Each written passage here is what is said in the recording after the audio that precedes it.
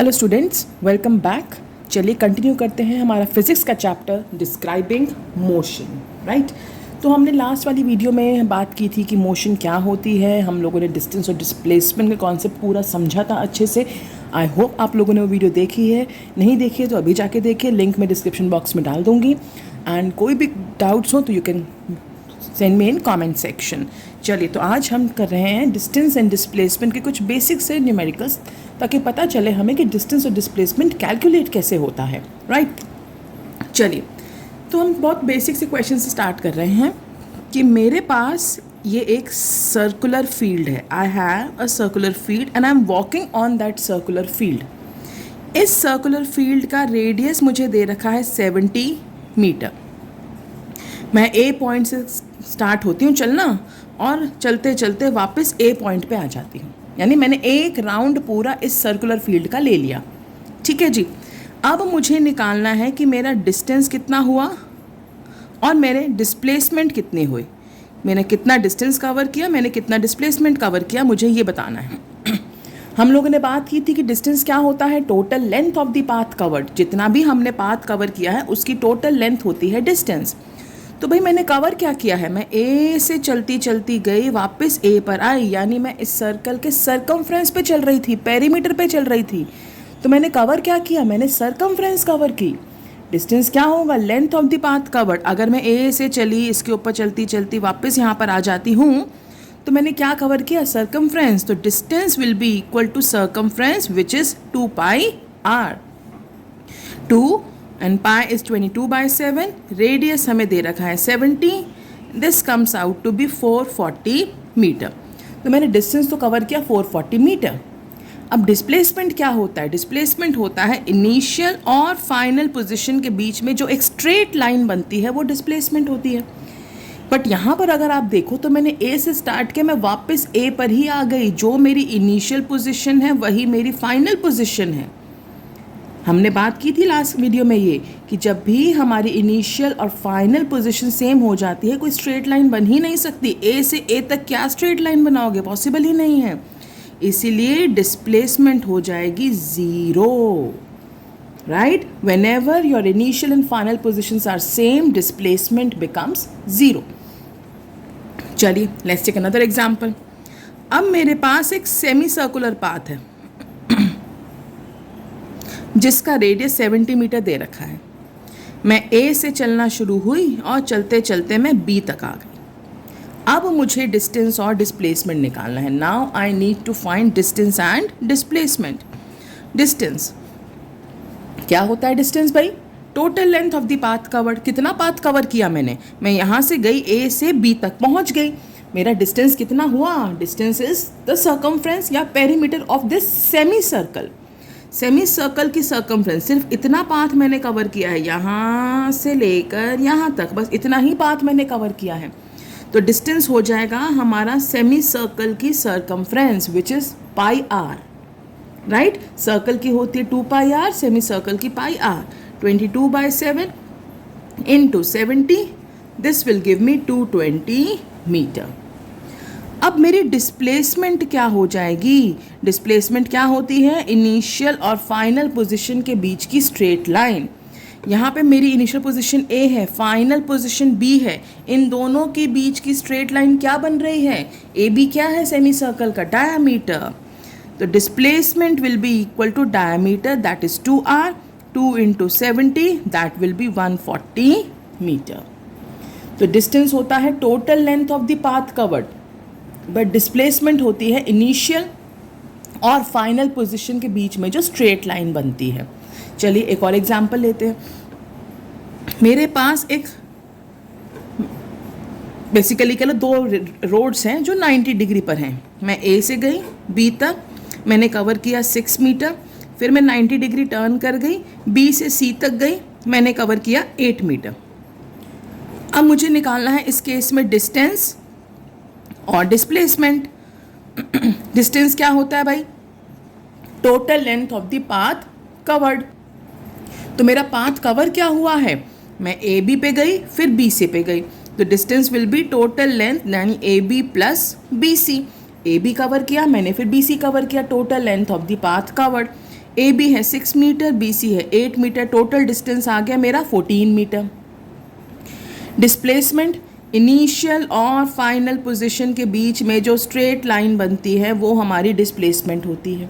तो डिस्प्लेसमेंट क्या है इस केस में, इनिशियल पॉइंट था आपका ए, फाइनल पॉइंट है आपका सी, इसके बीच में जो स्ट्रेट लाइन बन रही है यानी ए सी, आपकी displacement will be equal to A C. Initial और फाइनल पोजीशन के बीच में जो स्ट्रेट लाइन बनती है वो डिस्प्लेसमेंट होती है। बट अब ए सी कैसे निकलेगा, क्योंकि ये 90 डिग्री है, अगर आप ध्यान से देखो तो this is becoming a right angle triangle. हम पाइथागोरस थ्योरम लगाएंगे और हमारे पास ए सी निकल आएगा। So using Pythagoras theorem, hypotenuse square is perpendicular square plus base square. क्या आ जाएगा, ए बी है 6, 6 का स्क्वायर 36, बी सी है 8, 8 का स्क्वायर 64, तो ए सी स्क्वायर क्या हो जाएगा 100, यानी ए सी हो जाएगा स्क्वायर रूट ऑफ 100, 10 मीटर। तो हमारी डिस्प्लेसमेंट हो जाएगी इस केस में 10 मीटर। तो डिस्टेंस होता है total length of the path covered जो था ए बी प्लस बी सी।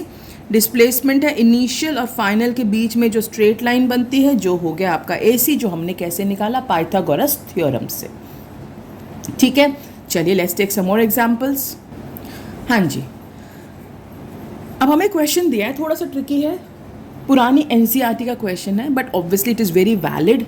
जो अभी का भी कॉन्सेप्ट आपके कोर्स में उसके हिसाब से बिल्कुल वैलिड क्वेश्चन है कि एक स्क्वायर फील्ड है, there is a square field A B C D जिसकी साइड हमें 10 मीटर दे रखी है। There is a square field of side 10 meter. एक फार्मर इस स्क्वायर फील्ड का एक राउंड, पूरा ए बी सी डी चलता है, एक राउंड लेता है 40 सेकेंड्स में। आपको बताना है कि 140 सेकेंड्स में उसका डिस्टेंस कितना कवर होगा और उसकी डिस्प्लेसमेंट क्या होगी। क्या बोला है क्वेश्चन में कि there is a square field of side 10 meter, a farmer takes a round of that square field in 40 seconds. आपको बताना है कि in 140 seconds what will be the distance covered and what will be the displacement. चलिए, अब उन्होंने बोल दिया 1 round तो वो 40 सेकेंड्स में ले रहा है, पहले हमें नंबर ऑफ राउंड्स निकालने चाहिए, सबसे आसान तरीका यही रहता है। तो अगर वो 40 सेकेंड्स में ले रहा है एक राउंड, तो एक सेकेंड में कितना लेगा, 1/40 rounds. Obviously this will be a unitary method. 40 seconds में अगर वो एक राउंड ले रहा है तो एक सेकेंड में लेगा 1/40 राउंड्स, एंड 140 सेकेंड्स में लेगा 1/40 into 140, this will give me 3.5 rounds, यानी वो एक्चुअली में इस फील्ड के 3.5 राउंड्स ले रहा है। ठीक है जी, क्या करा हमने, पहले नंबर ऑफ राउंड्स निकाल लिए कि 40 सेकेंड्स में एक राउंड है तो 140 सेकेंड्स में वो 3.5 राउंड्स ले रहा है। नाउ सबसे पहले काम करते हैं डिस्टेंस का, कि डिस्टेंस कैसे कैलकुलेट होगा। डिस्टेंस क्या होता है भाई, total length of the path covered. उसका पाथ क्या है, ये इसका एक राउंड लेना, इसकी बाउंड्री पे चलना। ये एक्चुअली में क्या है, स्क्वायर का पेरीमीटर। तो अगर हम डिस्टेंस देखें, वो एक राउंड में कर रहा है कवर पेरीमीटर ऑफ स्क्वायर, जो क्या होता है 4 इंटू साइड, यानी 4 इंटू 10 40 मीटर। तो उसका डिस्टेंस हुआ एक राउंड में 40 मीटर, बट उसने एक्चुअली में कितने राउंड्स लिए हैं, 3.5 राउंड्स।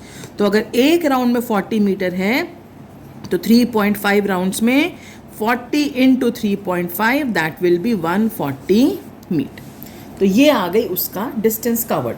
कैसे निकाला हमने, उसने एक राउंड लिया, एक राउंड में उसने कवर किया स्क्वायर का perimeter which is 4 into side, तो दिस गिव्स अस 40 मीटर।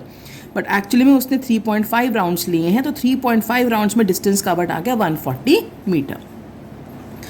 अब काम करते हैं डिस्प्लेसमेंट का। चलिए, डिस्प्लेसमेंट क्या होती है भाई, इनिशियल और फाइनल पोजीशन के बीच में स्ट्रेट लाइन। अब उसने 3.5 राउंड्स लिए हैं, तो ध्यान से समझिए, वो ए से चलना शुरू हुआ उसने एक राउंड लिया। जब उसने एक राउंड लिया तो वो वापस ए पर आ गया, ए से चल के वापस ए पर आ गया। और जब भी हमारी इनिशियल और फाइनल पोजीशन सेम होती है तो डिस्प्लेसमेंट क्या हो जाती है, 0। क्योंकि वो ए से ही चलना शुरू हुआ, वापस ए पर ही आ गया, तो पहले राउंड में डिस्प्लेसमेंट ज़ीरो हो गई।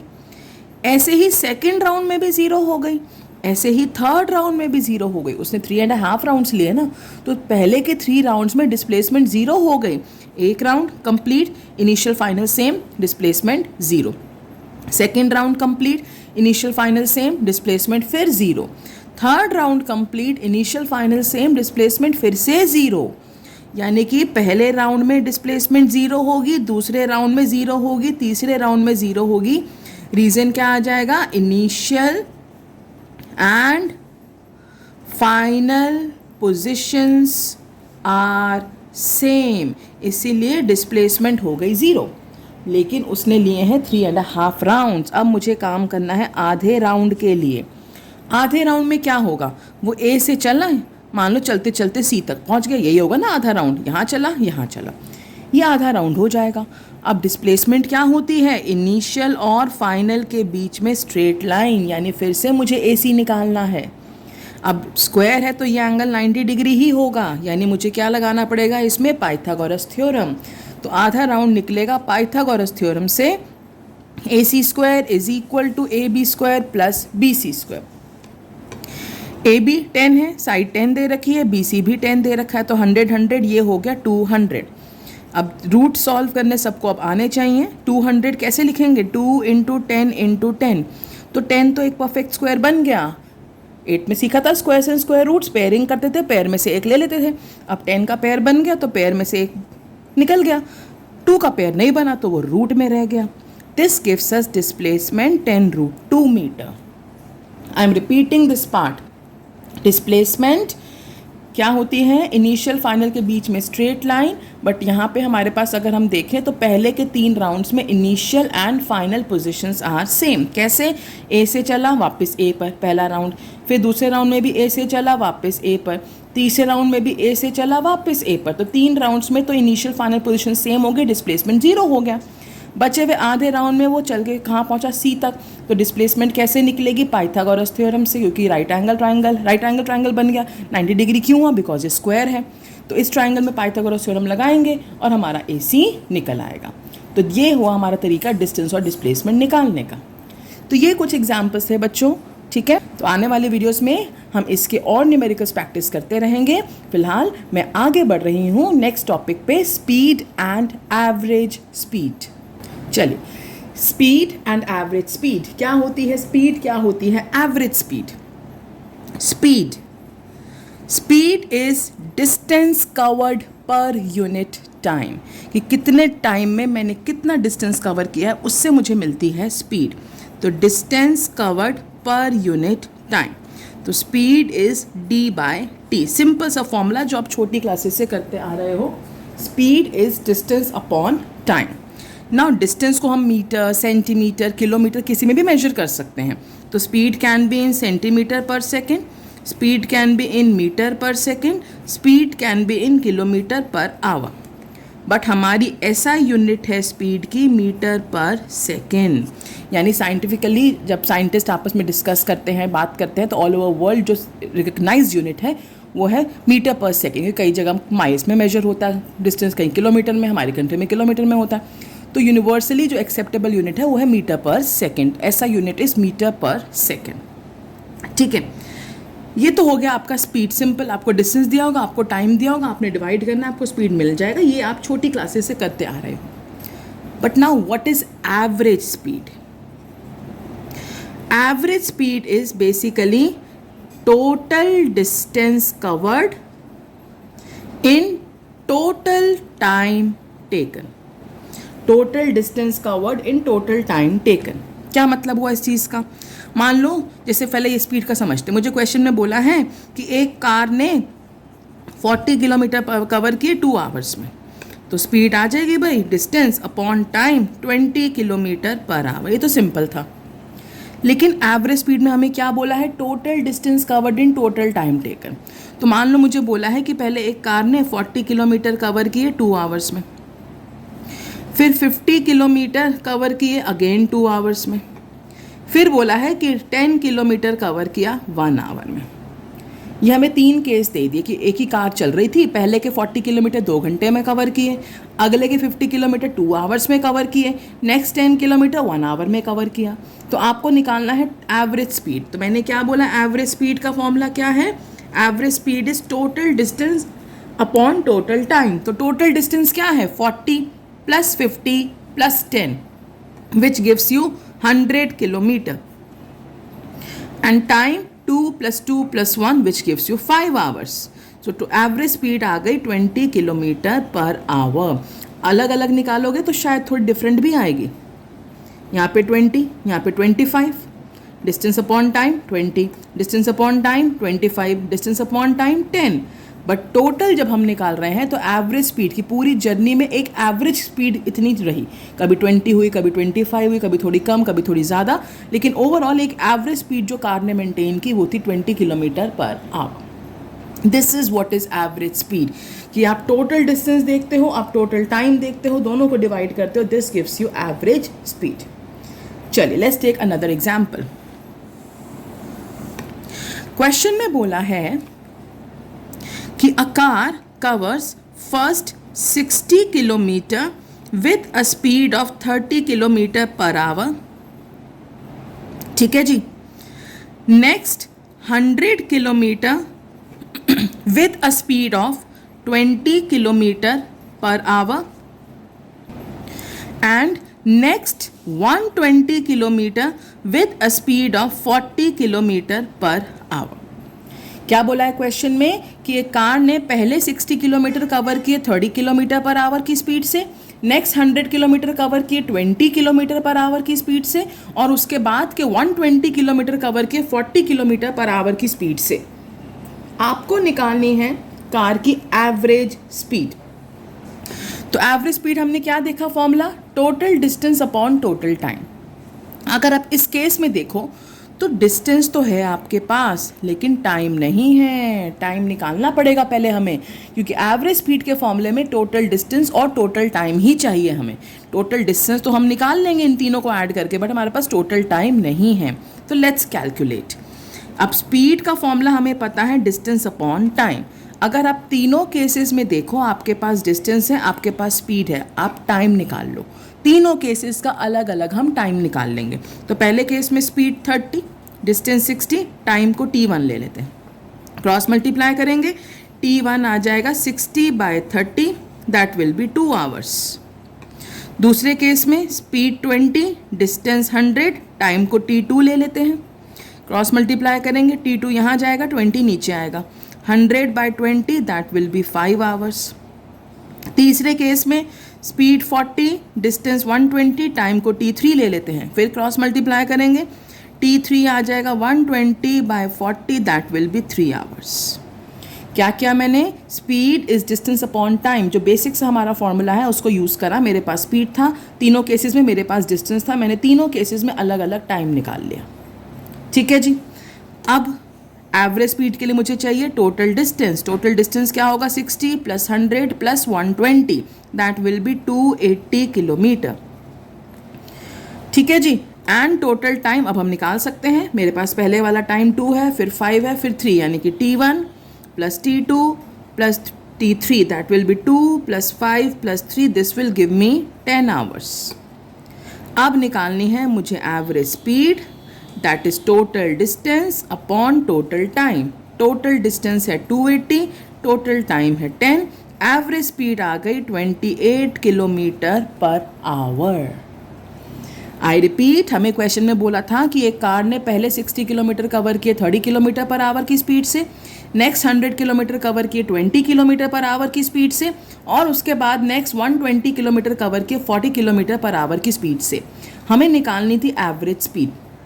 तो एवरेज स्पीड के लिए मुझे टोटल डिस्टेंस चाहिए, टोटल टाइम चाहिए। मेरे पास डिस्टेंस था पर मेरे पास टाइम नहीं था, तो मैंने speed is distance upon time ये वाला फॉर्मूला यूज़ किया। हर केस में मेरे पास स्पीड है, मेरे पास डिस्टेंस है। मैंने पहले t1 निकाला, दूसरे केस में t2 निकाला, तीसरे केस में t3 निकाला। अब टोटल डिस्टेंस था, तीनों को ऐड किया, टोटल टाइम था, तीनों को ऐड किया।